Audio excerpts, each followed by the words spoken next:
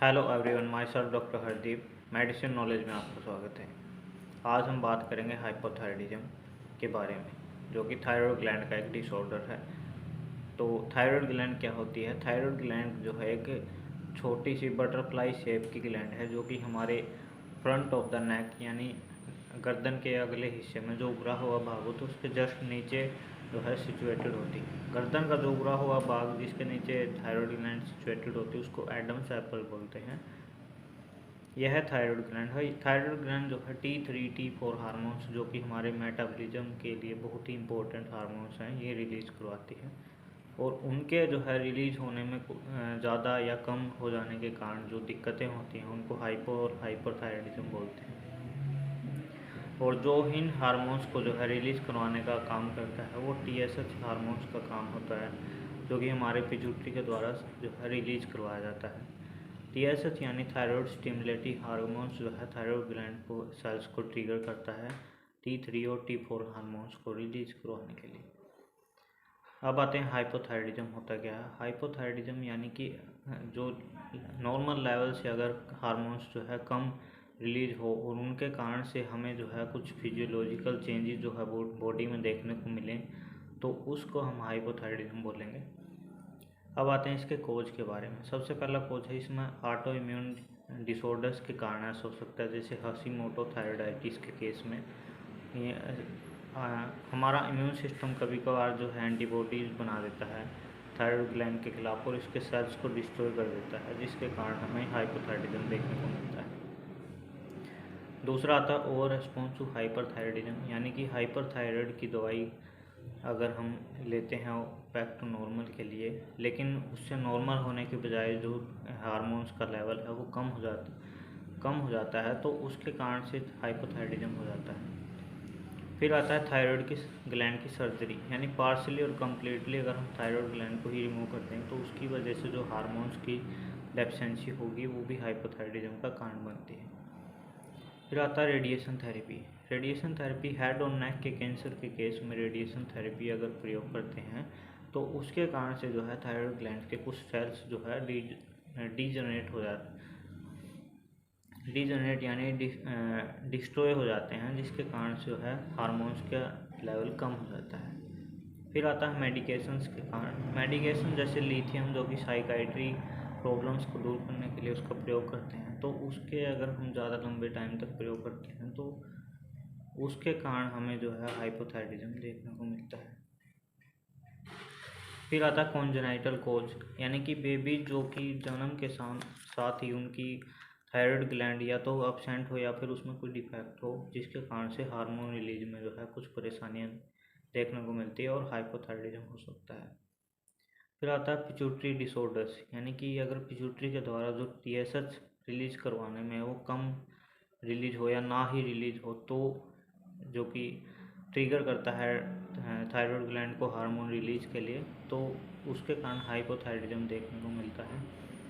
ऐसा जो है बहुत रेयर केस में होता है और ये पिट्यूटरी के बिनाइन ट्यूमर की वजह से ऐसा होता है। फिर आता है आयोडीन की डेफिशिएंसी। अगर हम प्रॉपर मात्रा में अपनी डाइट में आयोडीन का सेवन नहीं करते हैं, जिसकी वजह से शरीर में कमी हो जाती है और हाइपोथायराइडिज्म हो जाता है। फिर आते हैं इसके सिम्टम्स के बारे में। हाइपोथायराइडिज्म का जो सिम्टम है, जैसे इसमें सबसे पहले थकान होती है, इंक्रीज सेंसिटिविटी टू कोल्ड, यानी कि थोड़ी सी ठंड लगने पर जो है बहुत ही ज़्यादा ठंड लगने का आभास होना, और ब्लड कोलेस्ट्रॉल जो है इसका बहुत ज़्यादा मिलेगा पेशेंट का। वेट गेन होना, यानी कि जो है मोटापा होना, उसकी एक सिम्टम है।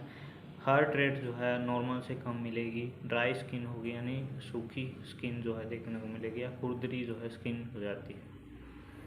फिर आते हैं डायग्नोज। वैसे तो हम फिजिकली देख करके या फिर जो है क्वेश्चनिंग करके हाइपोथायराइडिज्म का डायग्नोज कर सकते हैं, लेकिन प्रॉपर तरीके से अगर किया जाए तो ब्लड टेस्ट, MRI से हम जो है इसका पता लगा सकते हैं। जैसे नॉर्मल लेवल पर हम ब्लड टेस्ट ही करवाते हैं, जैसे TSH का लेवल इसमें जो है ज़्यादा देखने को मिलेगा और थायरोक्सिन यानी T4 का लेवल जो है हमें नॉर्मल लेवल से कम देखने को मिलेगा, तो हाइपोथायराइडिज्म का जो है ये डायग्नोज हो जाता है। फिर आते हैं, अगर हम इसके ट्रीटमेंट की बात करें तो थायराइड हार्मोन्स रिप्लेसमेंट थेरेपी का जो हम प्रयोग करेंगे, यानी हार्मोन्स की अगर कमी है तो हम बाहर से सिंथेटिक थायराइड हार्मोन्स का जो है डेली यूज करके उसको हम नॉर्मल लेवल पर ला सकते हैं।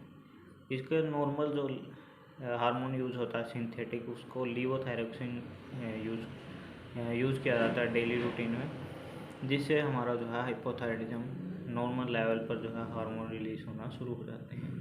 इसकी जो प्रॉपर डोज या फिर जो भी प्रिस्क्रिप्शन है वो डॉक्टर के अनुसार ही आप प्रयोग करें। अब आते हैं इसके कॉम्प्लिकेशंस के बारे में। अगर हम जो है इसके कॉम्प्लिकेशंस की बात करें, सबसे पहला अगर कॉम्प्लिकेशन इसमें देखने को मिलता है जो है गोइटर, यानी कि गर्दन जो है, इसमें गर्दन पर सूजन आ जाती है। बहुत ज़्यादा सूजन आने के कारण जो हमें निगलने और सांस लेने में परेशानी होने देखने को मिलती है, और ये कॉस्मेटिकली भी देखने में जो है अच्छा नहीं लगता।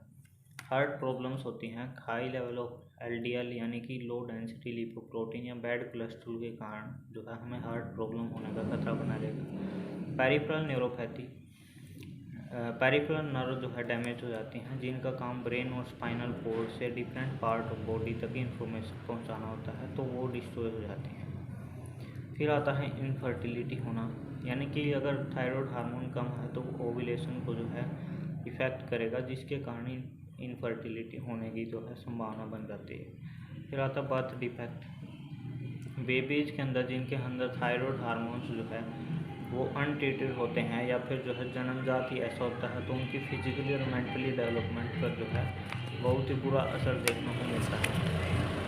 ऐसे बच्चे जो है मेंटली तौर पर या फिजिकली तौर पर काफ़ी वीक होते हैं।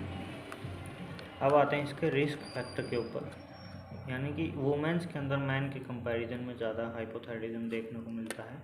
60 ईयर जिनकी 60 ईयर से अबोव हैं, उनके अंदर होने की संभावना बढ़ जाती है। फैमिली हिस्ट्री अगर है थायराइड डिसऑर्डर की, तो उसके कारण भी जो है थायराइड हमें हाइपोथायराइडिज्म देखने को मिलेगा। ऑटोइम्यून डिसऑर्डर्स अगर किसी के अंदर हैं, जैसे टाइप 1 डायबिटीज़ है, तो भी हमें हाइपोथायराइडिज्म होने की संभावना ज़्यादा हो जाती है। थायराइड सर्जरी अगर हमने करवाई है पास्ट में, तो उसके कारण भी है एक रिस्क फैक्टर हो जाता है हाइपोथायराइडिज्म के लिए।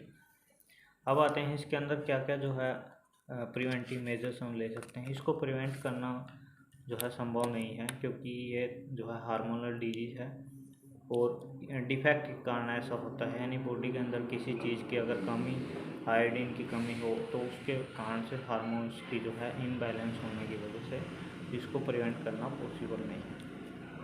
अब इसके अंदर क्या क्या हमें खाना चाहिए, क्या नहीं खाना चाहिए। जो हमें खाना चाहिए वो है, जैसे आयोडीन साल्ट का हमें प्रॉपर डाइट के रूप में प्रयोग करना चाहिए। फाइबर्स हैं, vitamin C, vitamin A, vitamin D जो है, कैल्शियम और आयरन, फोलिक एसिड का प्रयोग करना चाहिए। हाई फाइबर वेजिटेबल्स और फ्रूट्स का सेवन करना चाहिए। ग्लूटेन फ्री डाइट का प्रयोग करना चाहिए। और जो चीज़ें हमें नहीं खानी चाहिए, जो पैकेजिंग फूड मटेरियल है उसका सेवन, या फिर ऑयली फूड है उसको हमें जो है अवॉइड करना चाहिए, क्योंकि इससे जो है LDL यानी कि लो डेंसिटी लिपोप्रोटीन बढ़ने की वजह से बैड कोलेस्ट्रॉल बढ़ने का खतरा बना रहता है। तो ये इसका जो है कुछ डाइट प्लान है।